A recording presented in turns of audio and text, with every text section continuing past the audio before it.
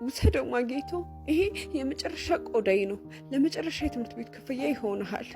ብርዱን እቋቋመዋለሁ። አንቺ የኔ መልአክ ነሽ ባናኒቶ። ጠበቃ ስሆን ንጹህ ወርቅ ነው ማለብስሽ። እወድሻለሁ።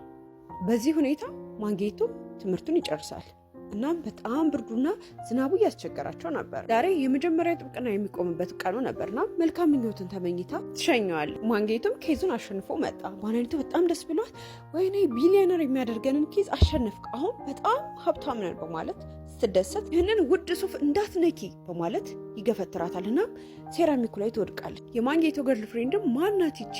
ከዚህ ማርብል ፍሎር ላይ መነሳት አለብሽ፣ ውጪ ከዚህ። ማጌቶ ማናት ይቺ ሴት በማለት ጠይቀዋለች። እርሱ ሊመልስላት ፈቃደኛ አይደለም። አንቺ ከዚህ ውጪ፣ በጣም ነው የምታስጠዩ፣ በጣም አስቀያሚ ነሽ ይላታል።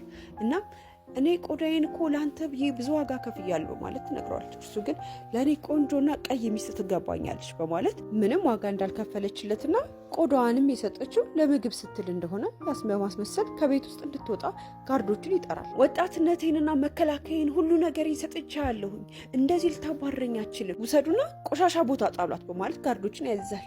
እሺ ቃል የገባልኝ ወርቅስ በማለት እየተናገረች ያለ ከግቢ ውስጥ አውጥተው ይጥሏታል። ይህንን ቤተ መንግስት እወስድብሃለሁኝ በማለት በኃይል ትጮኻለች። በዚህ ጊዜ ጓደኛዋ መኪና ውስጥ ሆና ተመልክታት ነበርና በመውረድ ባናኒቶ ቆዳሽ ሙሉ ለሙሉ ጠፍቷል እኮ በእግዚአብሔር ስም በማለት ታነሳታለች። እሷም ኃይሌንም ሁሉ ነገሬንም ወሰደብኝ በማለት ባናኒቶ እያለቀሰች ትነግራታለች ለጓደኛዋ። የማይነካ አዲስ ቆዳ እናደርግልሻለን፣ ነይ ወደ ሊሙዚን ግቢ በማለት ወደ ዶክተር ይዛት ትሄዳለች። እና ዶክተሩም ትልቅ የወርቅ ቆዳ ያመጣና ይሄ ከባድና ለመሸከም በጣም አስቸጋሪ ነው፣ እንዳይጎዳሽ በማለት ይነግራታል። እርሷ ግን እስካሁን ካሳለፍኩት በላይ ሊጎዳኝ የሚችል ምንም ነገር የለም በማለት እሱን ታሰራለች።